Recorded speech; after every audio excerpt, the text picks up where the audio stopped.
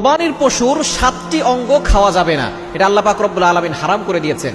হালাল প্রাণী, তবে কিছু কিছু অঙ্গ এমন আছে যে অঙ্গগুলো খাওয়া আল্লাহ পাক রব্বুল আলামিন নিষেধ করে দিয়েছেন। কেননা কোনটার ভিতরে কল্যাণ আছে এবং কোনটার ভিতরে কল্যাণ নাই, ক্ষতি হতে পারে, এটা আল্লাহ পাক রব্বুল আলামিন জানেন। এজন্য আল্লাহ তাআলা আমাদেরকে সুন্দর বিধান দিয়েছেন, আপনি হালাল প্রাণী খাবেন, তবে এটার ভিতরে কিছু অঙ্গ আছে যেগুলো খেলে আপনার ক্ষতি হতে পারে। বর্তমান চিকিৎসা বিজ্ঞানও দেখেছে এই অঙ্গগুলো খেলে মানুষের ক্ষতি হওয়ার সম্ভাবনা থাকে।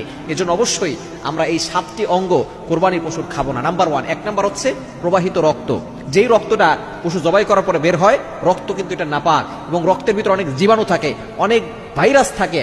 আপনি যখন এটার ভিতরে রক্তটা যদি পান করেন অথবা রক্তটা যদি আপনি খেয়ে থাকেন, তাহলে অনেক ব্যাকটেরিয়া আপনার পেটের ভিতরে বাসা বাঁধতে পারে এবং বড় ধরনের রোগ আপনার হতে পারে। দেখুন 1500 বছর আগে নবীজি সাল্লাল্লাহু আলাইহি ওয়াসাল্লাম আমাদেরকে যে সুন্দর সিস্টেম জানিয়ে দিয়েছেন, আল্লাহ পাক রব্বুল আলামিনের বিধানের ভিতরে কল্যাণ রয়েছে, এরাই হচ্ছে বর্তমান বিজ্ঞান প্রমাণ করছে। 1 নাম্বার, আপনি প্রবাহিত রক্ত খাবেন না। নাম্বার 2, দ্বিতীয় নাম্বার হচ্ছে পিত্তথলি। গরুর যে পশুর যে পিত্তথলি আছে, গরু হোক, মহিষ হোক, ছাগল হোক, এই পিত্তথলিটা আপনি খাবেন না।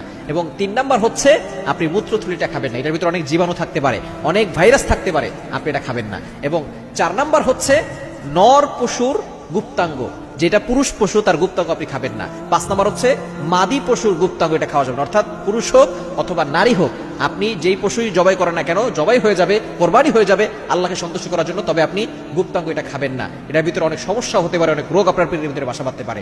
এবং 6 নাম্বার হচ্ছে অন্ডকোষ খাওয়া যাবে না। এবং 7 নাম্বার হচ্ছে জমাট বাঁধা যে মাংস গ্রন্থি আছে, এটা আপনি খাবেন না। এই 7টি অঙ্গ থেকে দূরে সরে আসবেন এবং হালাল প্রাণীর ওই 7টি